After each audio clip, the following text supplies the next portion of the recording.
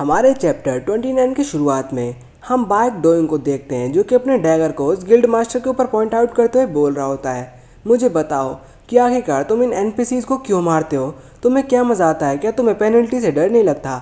साथ ही वो यही बताता है कि अगर तुम किसी एनपीसी को मारोगे तो उसकी वजह से तुम्हें काफ़ी सारे डिसएडवांटेज फेस करनी पड़ेंगी। और तो और ज़्यादातर उस बंदे का जो अकाउंट होता है वो परमानेंटली बैन हो जाता है और हमेशा के लिए इस गेम से बैन हो जाता है। और साथ ही इन चीज़ों को बोलते हुए वो काफ़ी ज़्यादा गुस्सा हो रहा होता है और बोलता है कि मुझे बताओ कि तुम उन्हें क्यों मारते हो, तुम्हें कुछ मिलता तो है नहीं फिर भी। लेकिन वो बंदा मतलब गिल्ड मास्टर वो काफ़ी ज़्यादा हंसते हुए बोल रहा होता है, पेनल्टी, इससे सिर्फ तुम जैसे लोग डरते होगे क्योंकि तुम जैसे लोग ही काफ़ी ज़्यादा भावुक होते हो, तुम ट्रुथ को फेस नहीं कर सकते। क्या तुम्हें एक बात पता है कि यहाँ काफ़ी सारे प्लेयर्स हैं जो कि सिर्फ 10,000 रुपये में किसी भी एनपीसी को जान से मार सकते हैं, उन्हें इन चीज़ों में मज़ा आता है।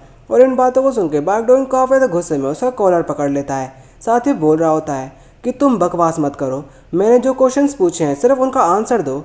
लेकिन वो बंदा काफ़ी हंसते हुए बोल रहा होता है, वैसे भी तुम मुझे मार दोगे तो मैं इसका आंसर क्यों दूँ, और तो और अगर तुम मुझे मार भी दोगे तो मैं रिवाइव पॉकेट से आकर वापस आ जाऊँगा और इससे कोई फ़र्क नहीं पड़ता।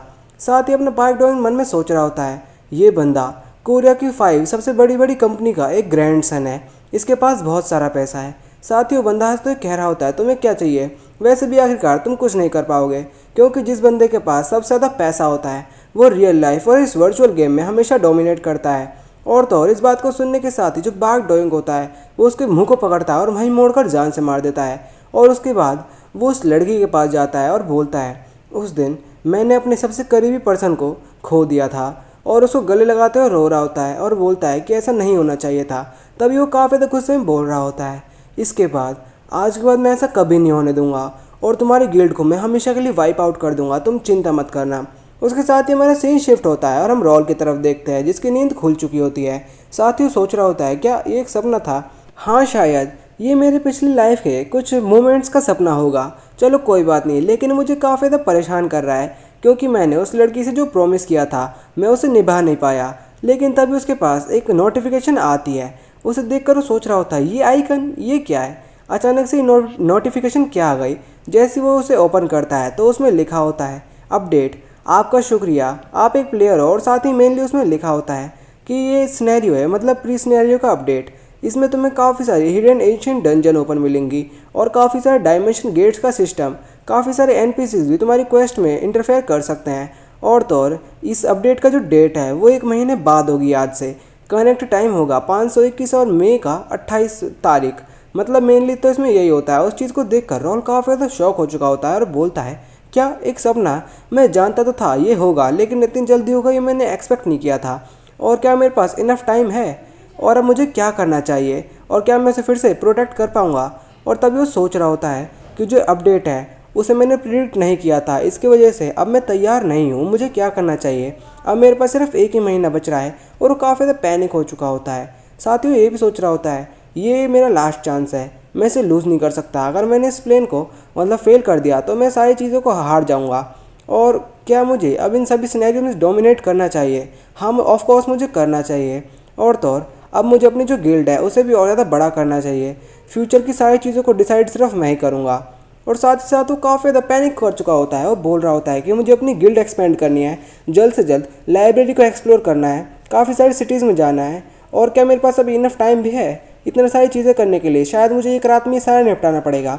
और हम देखते हैं अपने रॉल को जो कि पूरी रात अपने मेंशन में दवा के काम कर रहा होता है। वो बोलता है कि मैंने अपनी पूरी रात एक सबसे एफिशिएंट प्लान को बनाने में लगा दिया, शायद इसकी वजह से अब मैं काफ़ी सारी चीज़ें कर पाऊँगा। उसके साथ ही हमारा सीन शिफ्ट होता है और हम वहाँ एक बंदे को देखते हैं जो कि कह रहा होता है, अब हमें इन सभी चीज़ों को शुरू करने की ज़रूरत है, चलो इसे शुरू करते हैं। साथ में पता लगता है उसका नाम सिल्वर ज़ीरो होता है जो कि इंपीरियल हाउंड का लीडर होता है। और हम देखते हैं वो अकेला नहीं, वहाँ काफ़ी सारे बंदे होते हैं जो कि मीटिंग कर रहे होते हैं।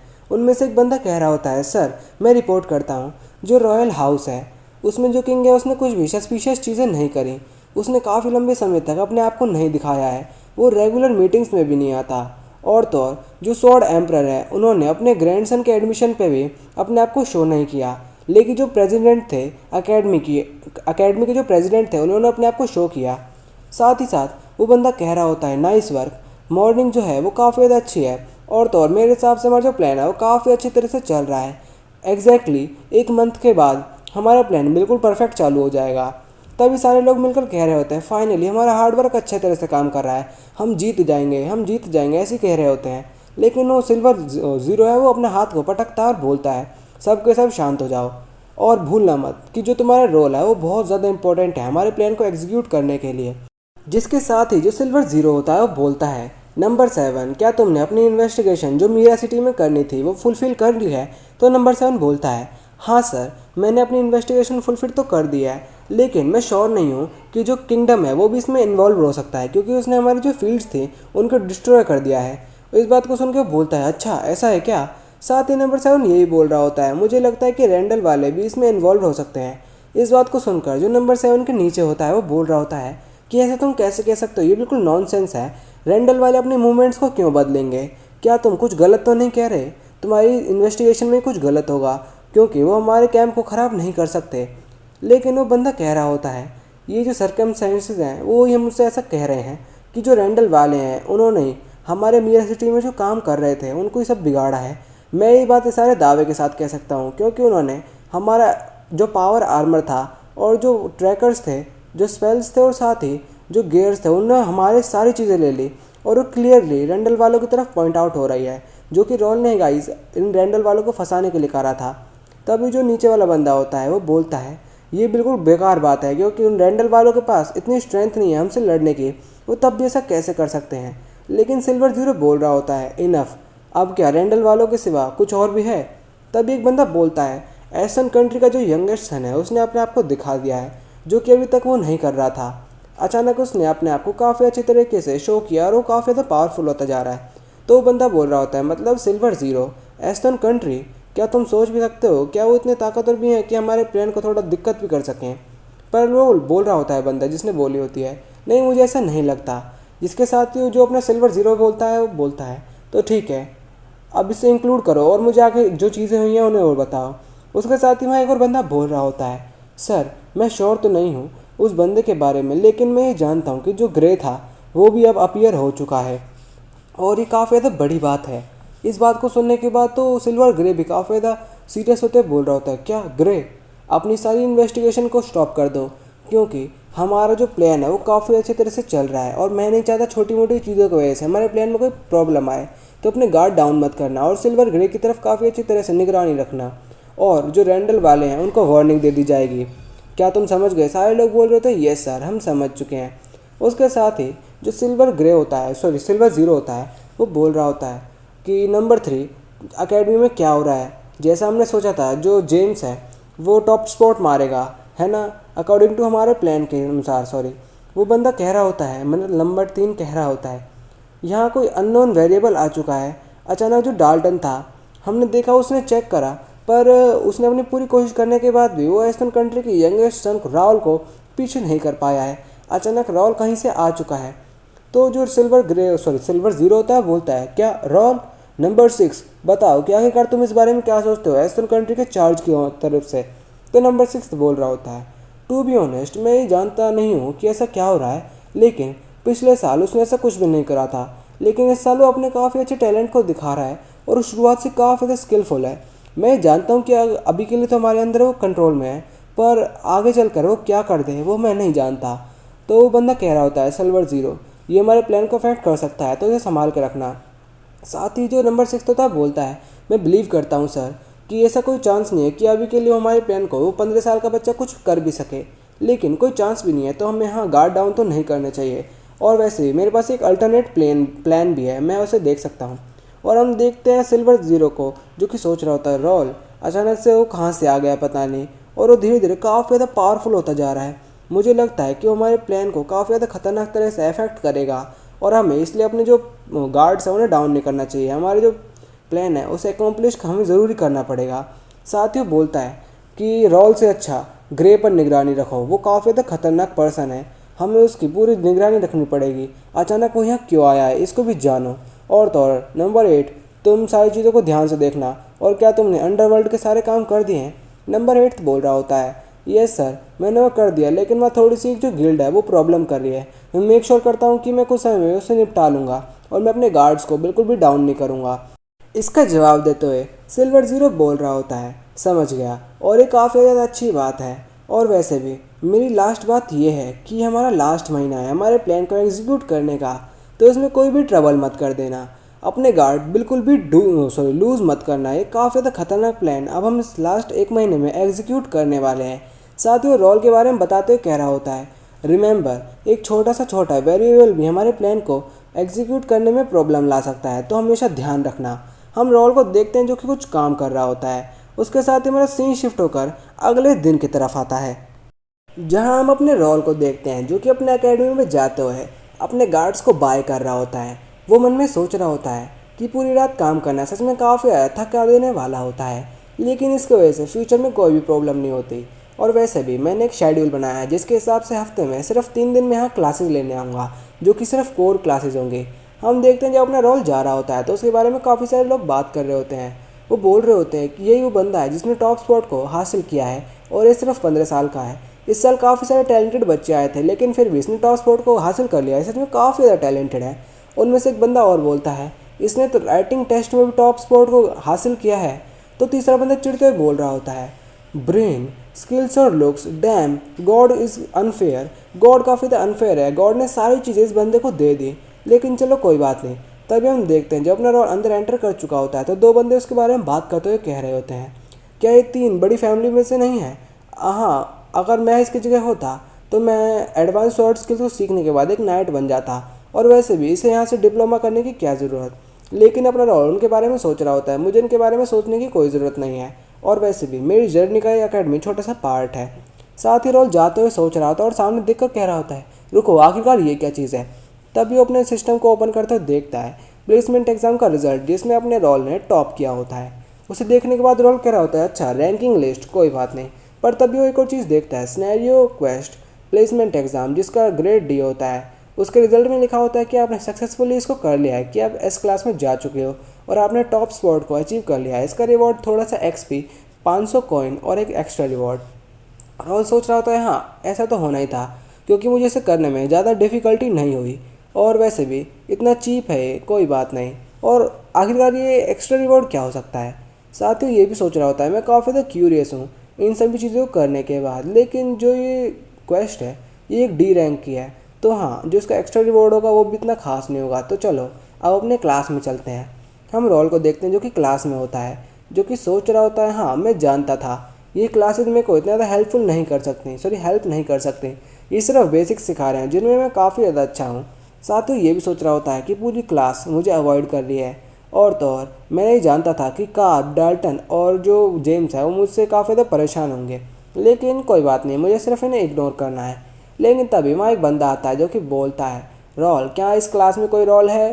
तो रोल बोलता है, ये दिन इतना बुरा नहीं है। हम पीछे देखते हैं जो डाल्टन है और रैंडल फैमिली का लड़का वो काफ़ी चिढ़ चुके होते हैं, मतलब डाल्टन तो सही जो शौक हुआ होता है। तो चलो अपने टॉपिक पे आते हैं। हम देखते हैं रोल को जो कि बोलता है, हाँ मैं रोल हूँ। तो वो बंदा कह रहा होता है, ये इन्फॉर्मेशन आपके टॉप आने की वजह से मिल रही है। आपको लाइब्रेरी और ट्रेनिंग का एक्सेस दिया जा रहा है, और आपको एक एक्स्ट्रा चीज़ दी जा रही है कि जो वाइस प्रेसिडेंट ग्रे वो आपको मिलना चाहते हैं। और तभी अपना रोल अपने सिस्टम में पढ़ता है कि जो उसका एक्स्ट्रा रिवॉर्ड है वो ग्रे से ही मिलना है। और हम देखते हैं रोल सोच रहा होता है, अल्फ्रेडो ग्रे ये एक हिस्टोरिकल हीरो है जिसने एम्पायर के अगेंस्ट फाइट की थी। साथ ही बोल रहा होता है, अब मुझे उससे मिलना होगा। तो चलो कोई नहीं, मैं काफ़ी एक्साइटेड हूँ और मैं काफ़ी चिंता भी कर रहा हूँ। और हम देखते हैं रोल को जो कि गेट के बाहर खड़ा होता है अल्फ्रेडो ग्रे के ऑफिस के। तभी वो उसे नॉक करता है और अंदर से आवाज़ आती है, आप अंदर आ सकते हो। अपना रोल बोलता है, एक्सक्यूज़ मी। तभी वो सोच रहा होता है, अल्फ्रेडो ग्रे बोल रहा होता है, वेलकम राहुल। साथ ही वो बोल रहा होता है, क्या आप 1 सेकंड के लिए रुक सकते हो, मेरा जो पेपर वर्क है बस ये हो ही गया। तो अपना रोल कह रहा होता है, ऑफ कोर्स। साथ ही रोल उसे देखकर सोच रहा होता है, ये काफ़ी ज़्यादा अमेजिंग है, और अब तक मैंने कभी भी इसे अपनी आंखों से तो नहीं देखा था, लेकिन मैंने सिर्फ इसे प्लेयर्स की पिक्चर और वीडियोज़ में देखा था। और अब मैं इसे अपनी आंखों से देख रहा हूँ तो ये देखने में ऐसा लग रहा है कि कोई टिपिकल नोबल बैठा है, और इसके आसपास एक अननोन ऑरा काफ़ी ज़्यादा इसको सराउंड कर रहा है। साथ ही अपना रोल सोच रहा होता है, ये क्या है और ये क्या है। तभी वो काफ़ी ज़्यादा शौक होकर अपने सिस्टम विंडो की तरफ देखने लगता है जिसमें कुछ भी खास नहीं होता, बस बेसिक इन्फॉर्मेशंस होती है। उनको देखकर रोल सोच रहा होता है, इसमें तो कुछ भी इन्फॉर्मेशन इसके बारे में नहीं दी गई, आखिरकार ये क्या बंदा है और ये कैसे कर पा रहा है। और तभी अल्फ्रेडो ग्रे बोलता है कि अच्छा तो तुम क्या देख रहे हो। तो अपने रोल इस चीज़ को सुनकर काफ़ी ज़्यादा शौक हो चुका होता है। साथ ही वो सोच रहा होता है ये अपने पेपर का काम कर रहा है, लेकिन ये ऐसे दिखा रहा है कि इसे मेरे मूवमेंट्स का सब चीज़ें पता है। ऐसा नहीं हो सकता, ये बंदा कौन है। तभी रॉल बोलता है, एक्सक्यूज़ मी सर, मैंने सुना था कि आप मुझसे मिलना चाहते थे। तो ग्रे बोलता है, हाँ मुझे थोड़ा सा अकेडमी का काम है, तो आप चिंता मत करो, बस थोड़ा सा और टाइम, मैं जल्दी से इसे निपटा कर आपसे बात करता हूँ। और वो ये कह रहा होता है, मैं तुमसे काफ़ी सारे क्वेश्चंस पूछना चाहता हूँ रॉल, और तो और मैं उन आँखों के बारे में भी जानना चाहता हूँ जो तुम्हारे पास हैं। अपना रॉल इस बात को सुन के काफ़ी ज़्यादा शौक हो चुका होता है और वो सोच रहा होता है आखिरकार ये बंदा कौन है और ये कैसे कर पा रहा है। उसके साथ ही हमारा 29th चैप्टर यहीं ख़त्म होता है। हमारे 30 चैप्टर की शुरुआत में हम रॉल को देखते हैं जो कि ग्रे को देखकर सोच रहा होता है कि ये बंदा कौन है, क्या इसे मेरी आंखों के बारे में पता है या फिर ये सिर्फ गैस कर रहा है। तो उसके जवाब में जो अपना अल्फ्रेडो ग्रे होता है बोलता है कि मुझे माफ़ कर देना, मैंने तुम्हें इतने लंबे समय तक इंतज़ार कराया है, लेकिन चलो अब बात करते हैं। साथ ही हम देखते हैं जो अपना रोल होता है वो सोच रहा होता है ये मुझे नर्वस करने की कोशिश कर रहा है, तो इसीलिए अब मैं जो भी कहूँगा उसे काफ़ी ज़्यादा केयरफुली सोच कर कहूँगा। पर तभी अल्फ्रेडो ग्रे बोलता है मुझे माफ़ करना, मैं तुम्हारे लिए कुछ टी लेकर आता हूँ, मतलब चाय। और वो जाता है। साथ ही वो अपने 2 कप टी अपने रोल को देता है और रोल उसके जवाब में थैंक यू कहता है। साथ ही सोच रहा होता है मुझे लगा था ये अपने मैजिक स्पेल से उन्हें आएगा, लेकिन ये काफ़ी ग्रेटिट्यूड दिखा रहा है, चलो कोई बात नहीं। उसके बाद हम देखते हैं अल्फ्रेडो ग्रे को जो कि अपने रोल को काफ़ी ज़्यादा कॉन्ग्रेचुलेशंस दे रहा होता है उसको टॉप स्पॉट के लिए। और वो बोल रहा होता है तुम्हारी जो परफॉर्मेंस थी वो सच में काफ़ी ज़्यादा अच्छी थी, इसीलिए मैं तुमसे कुछ क्वेश्चंस पूछना चाहता हूँ, तो इसीलिए नर्वस मत होना। रोल सोच रहा होता है मैं सिर्फ इससे पहली बार टेस्टिंग एरिया में मिला था और मैं ये भी जानता हूँ कि मैंने कुछ इतना एक्स्ट्रा ऑर्डिनरी नहीं किया, लेकिन फिर भी इसको ऐसी कौन सी चीज़ है जो मेरे बारे में क्यूरियस कर रही है। चलो अब मुझे इससे पूछ ही लेना चाहिए। तभी वो बोलता है ग्रैंड सेज ग्रे, क्या आप मुझे बता सकते हो कि ऐसी कौन सी चीज़ है जो मेरे बारे में आपको क्यूरियस कर रही है। तो उसके जवाब में जो ग्रे होता है बोलता है रॉल, क्या तुम एक ऐसी ऑर्गेनाइजेशन के बारे में जानते हो जिसे इम्पीरियल हॉन्ड कहा जाता है। अपना रॉल इस बात को सुन के काफ़ी ज़्यादा शौक हो चुका होता है। उसके साथ ही हमारा सीन शिफ्ट होता है जिसके बाद जो हमारा नरेटर होता है मानवा का वो बता रहा होता है कि 50 साल पहले जो कॉन्टिनेंट था उसमें क्योस छा गया था। कैनियन एम्पायर में बिल्कुल वॉर छिड़ गई थी चारों किंगडम के बीच में, और वो वॉर काफ़ी ज़्यादा खतरनाक थी जिसमें काफ़ी सारे इनोसेंट पीपल मर रहे थे, और जो हीरोज़ थे वो उनकी लाइफ बचाने के लिए अपनी पूरी जी जान लगा रहे थे, और उन्होंने पूरी मेहनत करके जो मॉन्स्टर माउंटेन था उन्हें पीछे हटा दिया। और उसके बाद 50 साल बाद जो चीज़ें थी वो धीरे धीरे सुधरने लगी, लोग पहले की तरह अपनी लाइफ को जीने लगे, जो कॉन्फ्लिक्ट्स थे किंगडम के बीच वो रिजॉल्व होने लगे, एम्पायर में शांति बढ़ने लगी। लेकिन ये हमेशा के लिए नहीं था, तो इसीलिए जो मास्टर ग्रे थे वो आगे की पॉसिबिलिटीज़ को लेते हुए अपना एक टावर बनाते हैं, और वो जितने भी टैलेंटेड पीपल होते हैं उनके लिए इधर से उधर घूमा करते थे। और एक दिन उन्हें नेकिया दिखी जिसका टैलेंट काफ़ी ज़्यादा अच्छा था एल्केमिस्ट में, तो उसको देखकर जो मास्टर ग्रे थे उन्होंने उसको अपना स्टूडेंट बनाने के लिए सोच लिया। लेकिन कुछ समय तक जब वो अपने काम में काफ़ी ज़्यादा घुस गए थे तो उन्हें कुछ पता ही नहीं लगा, और वो पाते हैं कि जो नेकिया थी वो ग्रे टावर छोड़ के चले जा चुकी है। और उसके बाद उन्हें पता लगता है कि वो मीरा सिटी में कहीं है, तो वो मीरा सिटी में जाते हैं जहाँ वो देखते हैं जो नेकिया है वो अच्छी लाइफ जी रही है, और जो रोल था उसे वहाँ के सारे लोग काफ़ी अच्छे तरीके से जानते हैं और उसकी काफ़ी ज़्यादा इज्जत करते हैं। इन सभी चीज़ों को देखकर वो काफ़ी ज़्यादा मुस्कुरा रहा होता है, और साथ ही वो ये भी बता रहा होता है कि मीरा सिटी में रहकर उसने उन सभी चीज़ों को फाइंड आउट करा था कि आखिरकार रॉल ने वहाँ क्या क्या किया है। और उसने जब ये फिगर आउट किया कि जो इम्पोरियल हॉन्ड थे उनकी जो कॉन्फ्लिक्ट थी वो रॉल ने ख़त्म किए थे, लेकिन उसका एडवांटेज रैंडल फैमिली ने लिया था। तो वो काफ़ी तो शौक हो गए थे, वो सोच रहे थे कि जो रॉल था उसने अपनी मेरिट को जाने दिया और उसने सिर्फ एम्पायर के अटेंशन को अवॉइड करने के लिए दूसरी फैमिलीज़ को मौका दे दिया। ये काफ़ी ज़्यादा यंग है लेकिन फिर भी इसने फ्यूचर के लिए प्रिपेयर किया। वो काफ़ी ज़्यादा रॉल का हॉनर मतलब रॉल की रिस्पेक्ट करते थे इस बारे में, और ये सोचते थे कि जो रॉल है उसने सिविलियंस की मदद की लेकिन उसने बदले में कुछ नहीं लिया। साथ ही वो ये सोच रहे होते हैं उस टाइम पर रॉल ये सच में एक परफेक्ट मैन है, इस वर्ल्ड का हीरो, सच में मुझे उससे हमेशा के लिए मिलना था। और वो बता रहे होते हैं तो ऐसे ही मैं अकेडमी में यहाँ आया सिर्फ तुमसे मिलने के लिए। तो रॉल सोच रहा होता है मुझे नहीं पता कि मैं क्या कर रहा हूँ, लेकिन मुझे यहाँ बिल्कुल शांत बैठा रहना चाहिए क्योंकि मैं नहीं जानता कि इम्पीरियल हॉर्न का नाम सुनकर मुझे कैसे रिस्पॉन्ड करना चाहिए। और तो और जो ग्रे है वो काफ़ी ज़्यादा इसके बारे में जानता है कि कैनियन एम्पायर किस चीज़ के रिलेटेड है, और मैं ही नहीं मेंशन कर सकता कि जो एम्पायर है वो भी इसमें काफ़ी अच्छे तरह से इन्वॉल्व है, मतलब हमारा जो किंगडम है वो इसमें इन्वॉल्व है। तो अपना जो ग्रे होता है वो बोलता है, मैं काफ़ी ज़्यादा क्यूरियस था तुम्हारी चीज़ों को जानने के लिए, और ये काफ़ी ज़्यादा अच्छी चीज़ है कि तुम मेरे सामने बिल्कुल शांत बैठे हो, क्योंकि अगर कोई भी ऐसा क्वेश्चन पूछेगा तो सबसे अच्छी चीज़ यही होगा कि तुम उसके सामने बिल्कुल शांत बैठ जाओ, क्योंकि ये तुम्हारे लिए काफ़ी ज़्यादा डेंजरस होगा अगर तुम उन चीज़ों को बताओगे। तो हाँ, साथ ही ग्रे यही बता रहा होता है कि ये ट्रूथ है वो ये है कि मैं तुम्हें तब से जानता हूँ जब से तुम मीरा सिटी में थे। मैंने तुम्हारी सारी कन्फ्लिक्ट्स को देखा है, तुम्हारी आउटस्टैंडिंग स्किल्स को देखा है कि किस तरह तुमने वहाँ सिविलियंस को बचाया था, और ये भी देखा है कि जो रेंडल फैमिली थी उसने तुम्हारा जो स्ट्रगल था उसको कैसे चुरा लिया। अपना रोल इस चीज़ को सुनने के बाद शौक हो जाता है और सोचता है, क्या ये सारी चीज़ जानता है? क्या इसे यही पता है रैंडल फैमिली के साथ मैंने क्या किया था? ये सारी चीज़ें जानता है सच में। हम उसके बाद देखते हैं अपने ग्रैंड सेज को, जो कि बोल रहा होता है, तुम चिंता मत करो, मैं इसके बारे में किसी को नहीं बताऊंगा, क्योंकि ये तुम्हारी चॉइस है वो सच में काफ़ी ज़्यादा अच्छी है, और तुम्हारी एज के हिसाब से तुम काफ़ी ज़्यादा मैच्योर हो। तुम्हारी एज के बच्चे अभी इस चीज़ को शो ऑफ करते हैं, लेकिन तुम इसे बैठ कर ऑब्जर्व कर रहे हो। सच में तुम काफ़ी ज़्यादा अमेजिंग हो। तो इसके जवाब में अपना रोल बोल रहा होता है कि आखिरकार तुम्हें मेरे बारे में कितना कुछ पता है, और तुम किसी को बोल क्यों नहीं रही ये बातें, और तुम बिल्कुल शांत होकर सिर्फ चीज़ों को ऑब्जर्व कर रहे हो।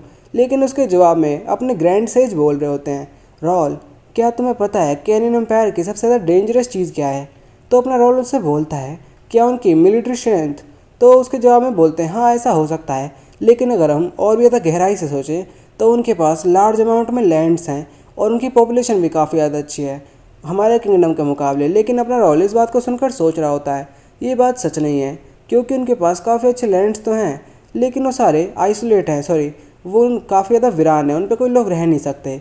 इसी के वजह से उनकी जो पॉपुलेशन है वो भी इतनी ज़्यादा हाई नहीं है, वो भी हमारे किंगडम के बराबर की है लगभग। तो उसके बाद हम देखते हैं अपने सेज को, जो कि बोल रहे होते हैं, मेरे हिसाब से जो एम्पायर की सबसे ज़्यादा डेंजरस चीज़ है वो है उनकी इन्फॉर्मेशन, क्योंकि हम उनके पास तो रहते हैं लेकिन हम उनके बारे में इतना कुछ जानते नहीं हैं।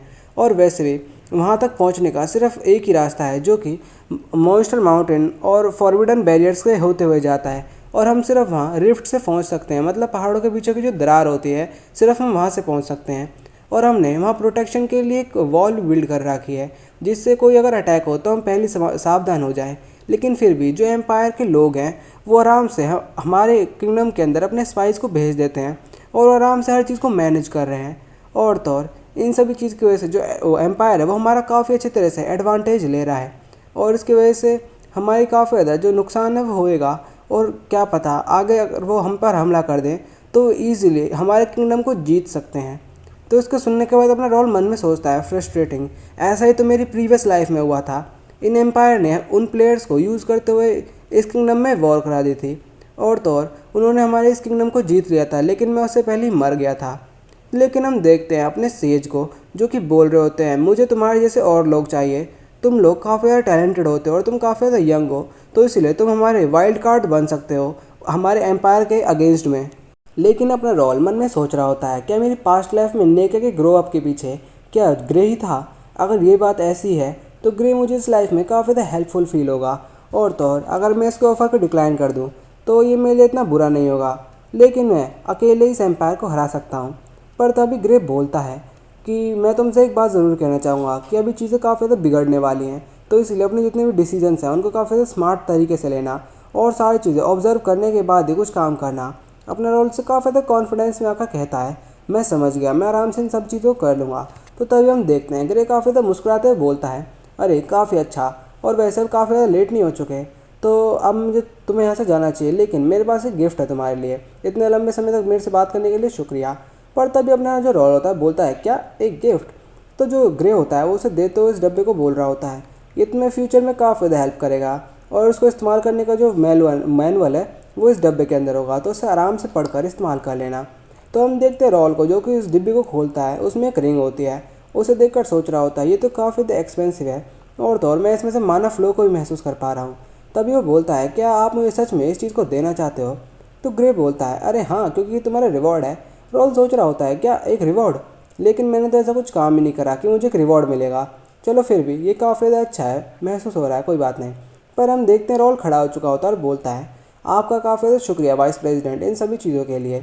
ग्रे बोल रहा होता है, अरे मुझे शुक्रिया कहना चाहिए, क्योंकि तुमने मेरे साथ काफ़ी अच्छा टाइम स्पेंड करा है। हम देखते हैं रॉल को, जो कि कमरे से बाहर आ चुका होता है और सोच रहा होता है, मैं काफ़ी नर्वस हो गया था, लेकिन मैंने जो भी सोचा वो काफ़ी ज़्यादा अच्छे तरीके से गया है। और तो और मुझे एक गिफ्ट भी मिल चुका है। लेकिन ये इस रिंग में से मुझे माना फ्लो महसूस हो रहा था, ये क्या है। पर तभी वो काफ़ी ज़्यादा शॉक हो जाता है और बोलता है, ये तो उसमें से काफ़ी ज़्यादा माना निकल रहा होता है। और हम एक सिस्टम विंडो को देखते हैं जिस पर लिखा होता है ग्रेस पॉलीग्राफ रिंग। उसका ग्रेड यूनिक होता है, जो उसका इफेक्ट होता है उसे अगर तुम मतलब इस रिंग को पहनोगे तो तुम्हारे ऊपर एक परफेक्ट बॉडी ट्रांसफॉर्मेशन, एक डिज़ाइन करके मतलब कुछ भी पावर से चढ़ जाएंगे, जिससे तुम अपनी जो पर्सनैलिटी है उसे बदल सकते हो। और अगर तुम इसे पहनोगे तो तुम्हारा जो स्टेट्स है वो 30% से रिड्यूस हो जाएगा। तो ये ध्यान रखना कि इसका जो जैसे इसका माना ख़त्म होगा तो तुम अपनी ओरिजिनल फॉर्म में आ जाओगे। मतलब मेनली इसमें ये है कि अगर जो रोल है इसको पहन लेगा तो वो किसी और के भेस में आ जाएगा और उसके साथ उसके स्टेट्स 30% डिक्रीज हो जाएंगे। और अगर उसका माना ख़त्म हो गया तो रोल अपनी पहली वाली स्टेट में आ जाएगा। और जो उसका एडिशनल इफेक्ट है वो ये है कि जो रोल है वो जो इसका क्रिएटर है मतलब ग्रे, उसको समन कर सकता है कभी भी सिर्फ एक बार। अपना रोल से देख कर काफ़ी तो खुश हो जाता है और सोच रहा होता है, ये तो एक ओवर पावर स्किल है, मैं इसी को तो चाहता था, ये मेरी काफ़ी ज़रूरत के हिसाब से अच्छा है। और वो सोच रहा होता है कि मेरे पास काफ़ी ज़्यादा लिमिटेशंस थी, क्योंकि मेरे पास काफ़ी सारे गार्ड्स थे तो मुझे हर बार उनको अपने साथ लेकर जाना पड़ता था। लेकिन अब ऐसा नहीं होगा, मैं अपनी आइडेंटिटी हाइड करके कहीं भी किसी चीज़ को भी देख सकता हूँ। तभी उस रिंग को देखते हुए सोच रहा होता है कि इसके वजह से जो मेरी आइडेंटिटी और अपीयरेंस है वो दोनों बदल जाएगी, क्योंकि ये काफ़ी ज़्यादा एक हाईली मैजिक रिंग है, क्योंकि इसे सिर्फ सिक्स्थ सर्कल जो मेज होते हैं वो इस्तेमाल कर पाएंगे। और तो और ये तो अपने ग्रे ने बना के दी है, मतलब ये और भी ज़्यादा अच्छी होगी। और साथ में सोच रहा होता है कि इससे तो मैं अपने जो ग्रैंड सेज हैं उन्हें भी समन कर सकता हूँ एक बार। सच में मुझे लगता है कि जो ग्रे है वो मेरे ऊपर काफ़ी ज़्यादा एहसानमंद हो चुका है, मुझे नहीं पता क्यों, पर कोई बात नहीं, काफ़ी ज़्यादा अच्छा है।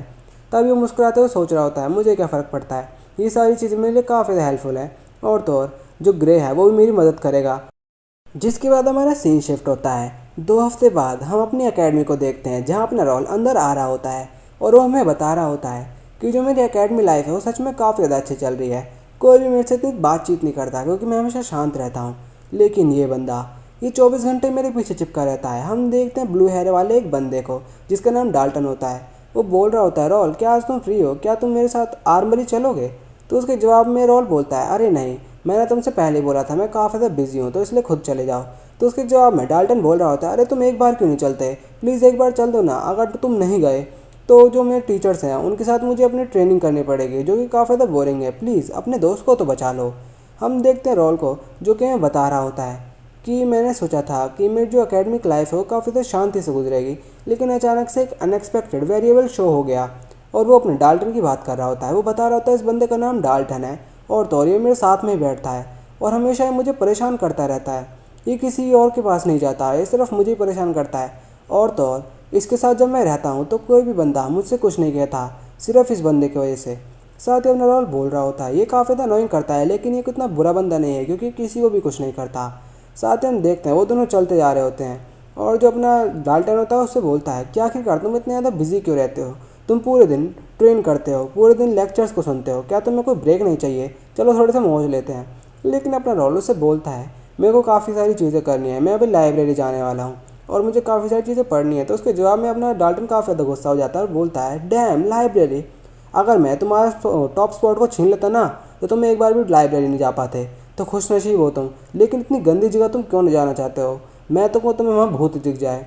तो उसके जवाब में अपना रोल बोलता है, क्यों नहीं, तुम भी तो मेरे साथ एक बार लाइब्रेरी चलो, वहाँ काफ़ी सारी बुक्स होंगी, चलो पढ़ते हैं। तो उसके जवाब में डाल्टन बोलता है, अरे नहीं नहीं जाओ यार, तुम भी जाओ, क्योंकि मैं इसके अच्छे तो पूरे दिन स्वॉर्ड स्विंग कर लूँ, देख लो गाइस जिसको भी बुक पढ़ना अच्छा नहीं लगता। तो अपना वो रोल सोच रहा होता है, फाइनली ये चला गया। जिसके बाद हमारा सीन शिफ्ट होकर अपने रोल की तरफ आता है, जो कि अपनी लाइब्रेरी में खड़ा होता है और वो लाइब्रेरी के सारे फ्लोर्स को देखकर सोच रहा होता है, जो मेरी फर्स्ट रैंक आई है उसके बेनिफिट्स में से एक बेनिफिट ये भी है कि मैं लाइब्रेरी के सारे फ्लोर्स को एक्सेस कर सकता हूँ। लेकिन सच बात यह है कि मैं सिर्फ 4 फ्लोर को एक्सेस कर सकता हूँ, क्योंकि जो 5वां फ्लोर है वो सिर्फ रॉयल बंदों के लिए या फिर कुछ स्पेशल प्रोफेसर्स के लिए है। लेकिन कोई बात नहीं, ये भी काफ़ी ज़्यादा अमेजिंग बात है क्योंकि सिर्फ 50 बच्चे ऐसे हैं जो कि सिर्फ 3rd फ्लोर को एक्सेस कर सकते हैं और मैं तो 4th फ्लोर को एक्सेस कर सकता हूँ। ये सच में काफ़ी अच्छी बात है। और तो और अब चलो अपने कुछ यूज़फुल बुक्स को ढूंढने चलते हैं। उसके बाद हमारा सीन शिफ्ट होकर किसी के पंखों को दिखाया जाता है, हम देखते हैं लाइब्रेरी में एक फेरी उड़ रही होती है जो कि बोल रही होती है, मैंने काफ़ी सारे नए बच्चे नहीं देखे, और तो और अब तो यहाँ कोई नई बुक भी नहीं बची, मैं क्या करूँ। तभी वो एक लड़की के पास जाकर बोल रही होती है शायद इसके बैग में कुछ नई बुक्स हो सकती हैं, और उस लड़की का चेहरा उतरा हुआ होता है। और तभी जो फेरी होती है वो उसके सर पर हाथ रख देती है और वो बोलती है कि अपना बेस्ट करो, तुम काफ़ी ज़्यादा अच्छा ट्राई कर रहे हो। और वो लड़की काफ़ी ज़्यादा खुश होकर उसको देखने लगती है, मतलब हवा में देखने लगती है, क्योंकि इस फेरी को देखा नहीं जा सकता। और जो फेरी होती है वो सोच रही होती है कि मुझे काफ़ी ज़्यादा अच्छा लगता है हार्ड वर्किंग स्टूडेंट्स को देखकर, कि वो कितनी ज़्यादा मदद वो सॉरी करते हैं, हार्ड वर्क करते हैं। पर तभी वो एक लड़के को देखती है जो कि सो रहा होता है, और वो काफ़ी गुस्से में बोलती है तुम्हारी हिम्मत कैसे हो गई मेरी लाइब्रेरी में सोने की। उसके साथ ही वो जाकर उसे एक छपाड़ लगा देती है, मतलब एक चाटा लगाती है। वो घबरा कर बोलता है कौन है यहाँ, और वो घबरा कर वहाँ से भागने लगता है और बोलता है यहाँ तो गोश्त है। और एक लड़का उसे अजीब सी नज़रों से देख रहा होता है। हम उस फेरी को देखते हैं जो कि बोल रही होती है मेरी लाइब्रेरी में सोने की कोई भी ज़रूरत मत करना, क्योंकि अगर तुम बुक्स के ऊपर सोते हो तो वो बुक्स की डिसरिस्पेक्ट होती है, और अगर ऐसा तुमने फिर से किया तो मैं तुम्हें छोड़ूंगी नहीं और लाइब्रेरी में कभी नहीं आने दूंगी। उसके साथ ही जो हमारा चैप्टर 30 है वो यहीं ख़त्म होता है। तो गाइज़ अगर आप मेरी मदद करना चाहते हो तो शेयर वीडियो करके वीडियोज़ को शेयर करके और हाइप करके प्लीज़ मेरी मदद कीजिए, क्योंकि मेरे व्यूज़ बिल्कुल नहीं आ रहे हैं। Thank you.